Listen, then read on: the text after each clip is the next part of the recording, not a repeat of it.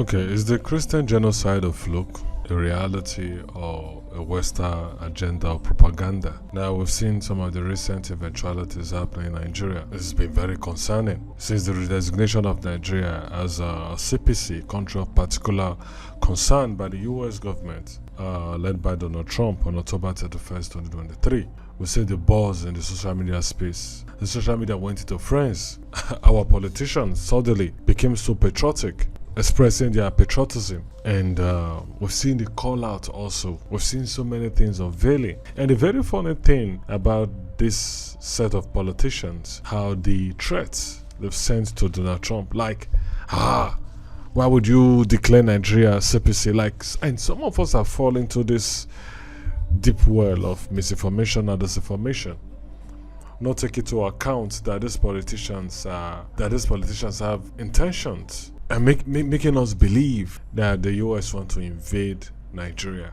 Now, when a country is declared CPC, it means that it has fallen into a criteria in the US foreign policy that would make the US to designate a country as a particular concern.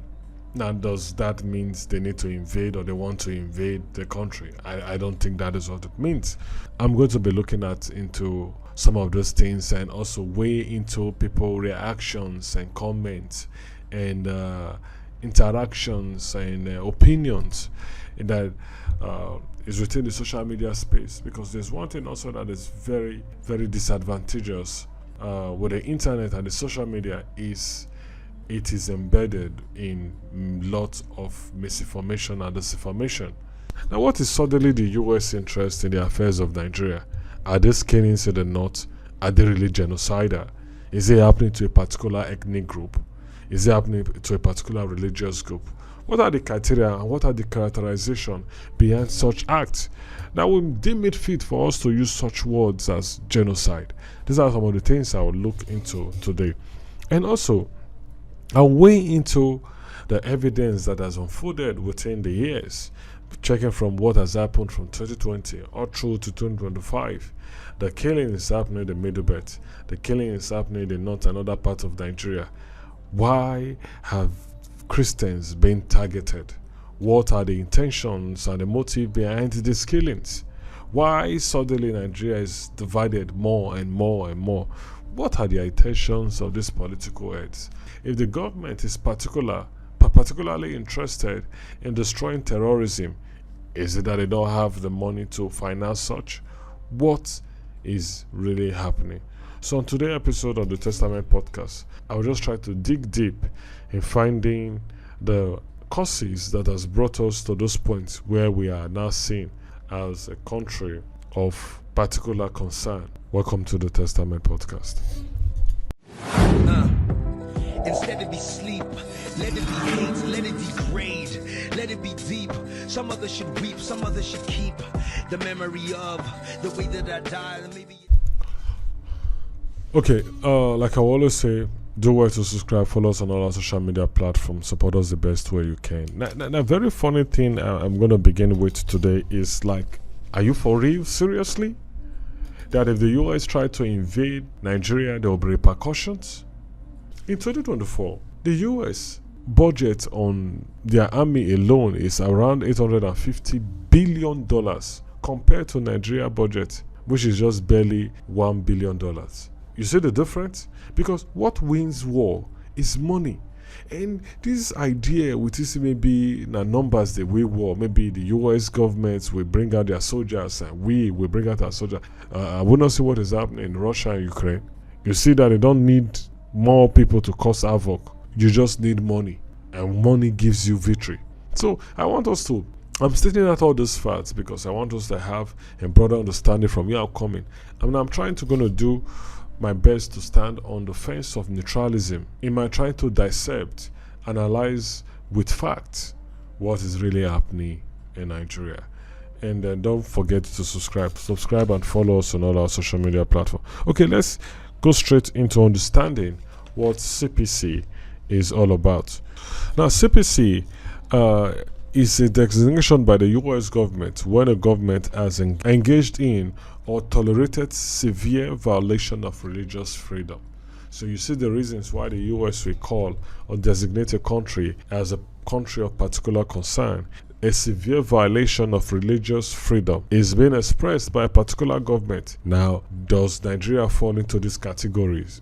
Yes, Nigeria does. And this designation is part of the US International Religious Freedom Act, IROFA.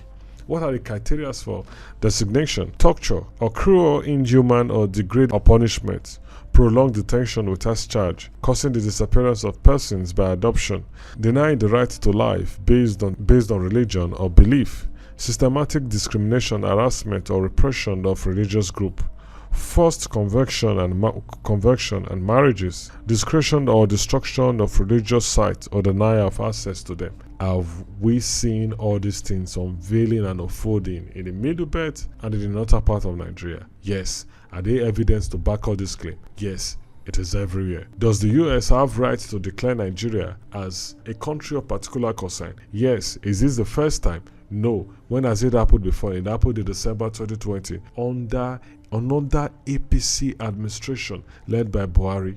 Why this pattern? What is the intentions? Is it that the government do not know those behind this?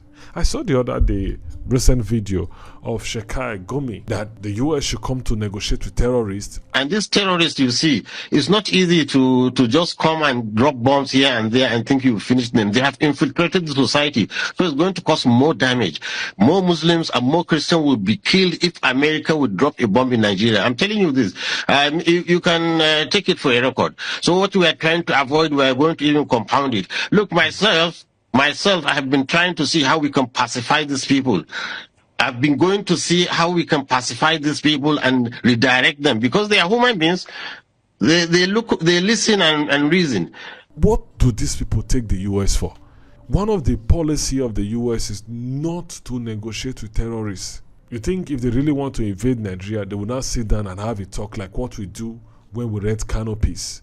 We set up a platform, cook and buy drinks and welcome the bandits and sit down, and news channels and media houses ask these bandit leader questions to hear their view on why they are destroying Nigerians. You think the US will do that or are ready to do that? Or we fail to remember what happened some years ago, how the US came into Nigeria and rescue a US citizen, and also what they did. You think the US don't want to invade Nigeria, they will just come, start driving their warship to Nigeria? Sometimes I don't know why we think these are the formation of how war is being won. Usage of genocide. Genocide just can't be like everyday word one don't they call. Oh, this is genocide and this is genocide. Are they facts? Are they evident? The events that has happened in the north, is it enough reason for us to give a description of such nature? What is genocide? The deliberate and systematic destruction of a group of people because of their ethnicity, nationality, religion, or race. In his work, Axe Role in Occupied Europe, Law of Occupation, Lemkin noted the component of genocide was the criminal intent to destroy or to cripple permanently a human group. What are the characterization of a genocide? What are the elements that will make one to define such acts as genocidal? So that's some of this characterization. Now, with this characterization, we can be able to state if what is happening in the middle belt and in the north, genocidal. Now, what are the characterization? Killing members of the group, direct murder, causing serious bodily or mental harms, rape and torture, intentionally destroying the physical destruction of the group, imposing measures to prevent birth, land grabbing, forcibly transferring children of the group to another by adoption. Or does this characterization qualify for such act to be called a genocide? Yes, it does. Because only this year alone, from January to August, it was recorded that more than 7,000 Christians have died, approximately 35 persons every day. So, is that not enough reasons for people to cry out, call out the government, and hold them accountable for this act? What are the governments supposed to do? What should be the response of a governor? What should be the response of our leaders if they really have the interest of the people? Are they not to devise mediums and ways and those intel that have revealed those behind it Why are they not going after them? Why are they not going after these people that have one way or the other supported, funded this terrorism? We know that they are part of the system. Some of them are active politicians. Some of them are past governors. Why are they not being arrested and called in for questioning? If the administration, this present administration, really care about the people, the interest of the people, why are they letting these people walk scot-free? Why are they not being held for the crime and their involvement in this act? Now, let us see, not just paying attention to the characterization of genocide. What are these events that will back this characterization, back this claim that these things happening in the north and the middle belt are genocidal? Now, let's see. Okay, in 2025, from records, displaced persons as a result of this acts happening in the middle belt have resulted to about 2 to 3 million displaced persons. It means these are people living as fugitives in Nigeria, in the country where they are from. In November 28, Kaduna State, Fulani militant raids 4 Christian villages. Now, one of the things that such villages are Christian communities. Majority of those Christian communities are known for one particular thing. They are the farmers. December 24th, Eve, Christians churches were attacked and 11 killed. Only in 2020, about 2,000 deaths occurred and 5 deaths and 18 churches burnt in 2020. Now, in 2021, April 15th, in Benue State, 18 killed. Churches also burnt. In Kaduna State, 22 adopted, 5 killed. May 30th, in Plateau State, Pentecostal Church, 22 killed. A total of 4,650 killed. 31 churches burnt in 2021. That's 12 deaths per day. In 2022, May 21, Sokoto, Deborah Yakubu, she was lynched over blasphemy. June 5th, Ondo killing that saw the death of 80 worshippers in Ondo State. Till today, those who sponsor those acts are nowhere to be found. They've not been caught. They've not been caught. We just said rumors and claims and claims. No investigation, proper investigation was done. We saw the governor say, these are the people that did it. They were foreigners. They were this, they were this, they were that, they were that. Like that. More than 80 persons died that very day. And to date, those blood have not been accounted for. Now, in 2022, total death 5,068 Christians died. It has 13 daily. Now, in 2023, October 29, in Abia State, 70 killed. In December 22nd, in Plateau State, 38 villages attacked. Over 3,000 Islamic militants attacked more than 38 villages, killing estimated figure of about 300 Christians, and then churches burnt. Okay, now, in 2023 also, Benue Diocese, 500 Christians killed. A total of 8,222 Christians, that is 22 persons or 22 Christians died per day. In 2024, January 24th, Plateau State saw the killing of 24 persons, mostly women and children. January 29th, Borno State, 6 killed. March to April, more than 236 killed. In Plateau State, 39 killed. Estimated figure of people who were killed in 2024 ran up to 3,100. 4 Catholic priests murdered, 2,830 kidnapped, 8 persons per day. In 2025, January to February saw the death of close to 1,000. March, Palm Sunday, 136 killed. April to May, close to 1,400 killed. Saw the death of ECWA pastor was murdered. Father Matthew Iwa also murdered. From January to August, recorded about 7,817 deaths occurred, 35 persons per day. These are enough reasons why the world should be interested in the situation happening in Nigeria. And also one of the reasons why I throw my weight on Donald Trump calling Nigeria CPC. But that notwithstanding, in as much as I like the interest Donald Trump has layouts towards Nigeria, and I've seen how it has gravitated to so many news outlets internationally throwing their weight on the support of Donald Trump and calling out the Nigeria government to be up and doing and to be responsible in their act.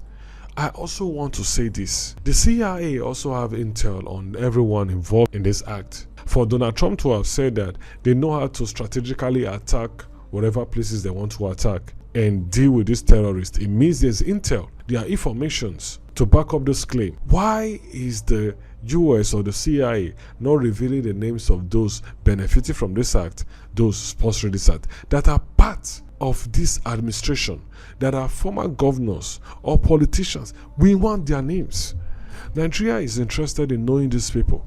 We want to know those buying arms. We don't want to know where these arms are coming from. We want to know how is it brought into Nigeria. We want to know the people sponsoring it. We want to know the account it is received. What were the idea behind NIN? Because my intention was the NIN will give us a closed window how to get these kidnappers and bandits. You see, it is obvious that the system is complicit. It is obvious that there are people in this administration, there are people who are politically active that are complicit in this act. We see what is happening in the north also. We see the deprivation of education, how they've weaponized illiteracy, they've weaponized hunger to cage the youth. Look at the bandits. How old are they?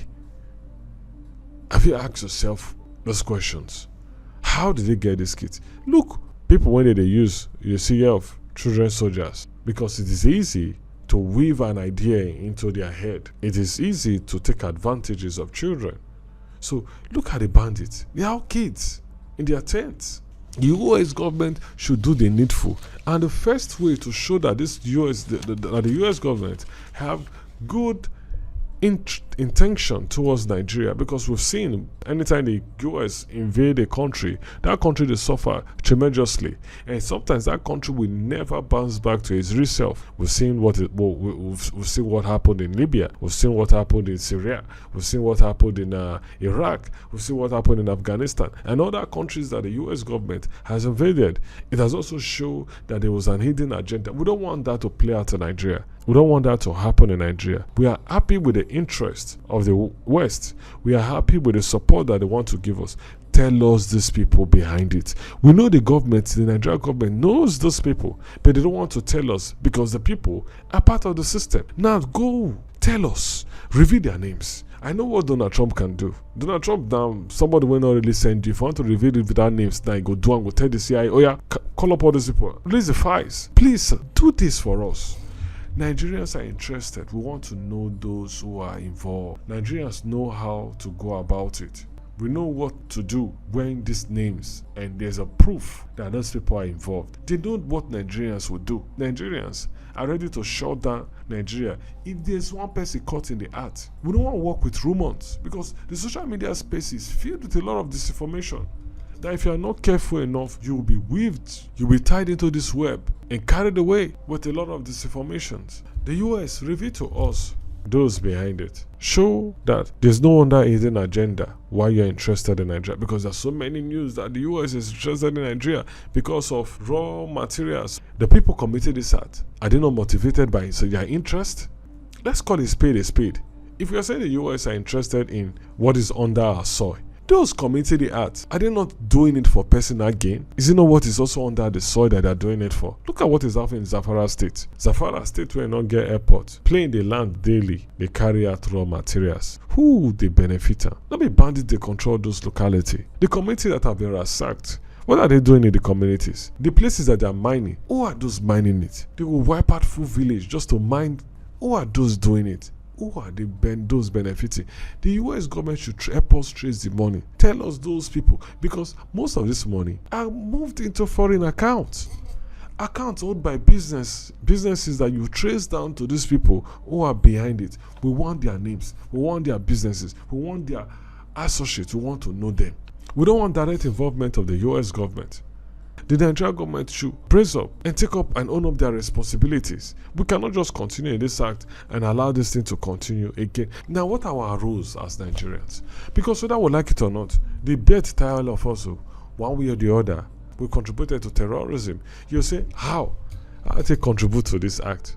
I've not done anything that will make me feel as a terrorist or contributed in terrorism. Yes, we've done it. We've seen how suddenly we are divided more and more. Tribalism. These are what causes this act. Religious intolerance. We see this playing out every day. See the adverts when that supermarket for Lagos do. Angari Jebu as book without any Omoibo cheating me. Every day we are divided. The government is doing everything possible to divide us. In Lagos State now, non-indigenous, those who are not from Lagos or a particular tribe, is attacked. Properties are destroyed. They divide us. They divide us. It will get to a point that as they destroy these people properties, they also go their outside. They go to find foreigners. They go to find non-indigenous. So they destroy their property. We see the division happening daily. See, I don't want the situation whereby there will be an eviction, because if this act continues from now to December, there's every possibility such things will happen. It will destroy us and destabilize us. And some of us have this mentality, this belief that, oh, it will destabilize us and we'll break into parts. We want to stay on our own. Is that what you think? See, until you break up, you will not see your problem. No, they get this kind of funny mentality. It is when you break up that it will be revealed to you that you have flaws. For now, the reasons why some of those flaws are hidden is because we are united, and our diversity is the essence why we need to stay united, because that's our strong point. You think if you stay, it will not work, because when your flaws are exposed, you are now vulnerable because you are not ready. You are not ready. You never thought that such will play out. And when those things start playing out, because you are not ready, it will outweigh you and end up destroying you. It will end up destroying you. Nigeria is the cradle of black civilization.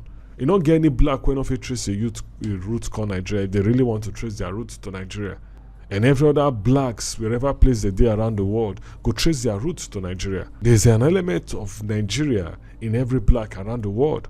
There's a reason why we need to stay as a country. And it's the responsibility of every one of us, because one way or the other we've played a significant part that has brought us to this point. And it is also a self-realization to Mr. President to realize that start doing the needful, start showing working, start protecting the lives of Nigerians, start doing what will bring of great benefit. Not every day you tax us. Now small time we'll see the tax, we'll see the big tax for the air when they breathe. No infrastructural development, not to remove some weight from the shoulder of Nigerians. Every day now more taxes, more taxes, more taxes. Nobody they care about how these Nigerians they manage these taxes. Now just more taxes. 2026, more taxes. More taxes, more borrowing. More taxes, more borrowing. More taxes, more borrowing. Where are the evidence of all the things? Where are the proof? If you want to start tracing the money now, you discover that most of these politicians, half of the things budgeted for goes into their private life and into their private account. The US government, what we need as Nigerians is for you to reveal the names. Take the first step. The CIA, open up a file. Reveal the names of those behind sponsoring, those armed dealers. Those names, reveal them. Those benefiting from this, reveal them. Because these things that they harness from the Nigeria system, they go to foreign bodies who they benefit them. Let us know. It is time we need to work together to avoid the pit we won't fall into. Now pit will not come out from. Peace out. Yeah, instead it be them, let it be me. Since I will die, inevitably, then let it be, that it be said, when I am dead. Some other was free, some other was fed, some other not me, was able to see that long as we live inside of a country where no one is safe, no one is safe. We only evade, try to escape the imminent doom, but closer the date looms, it comes for all. If we must go, then at least, when we fall, when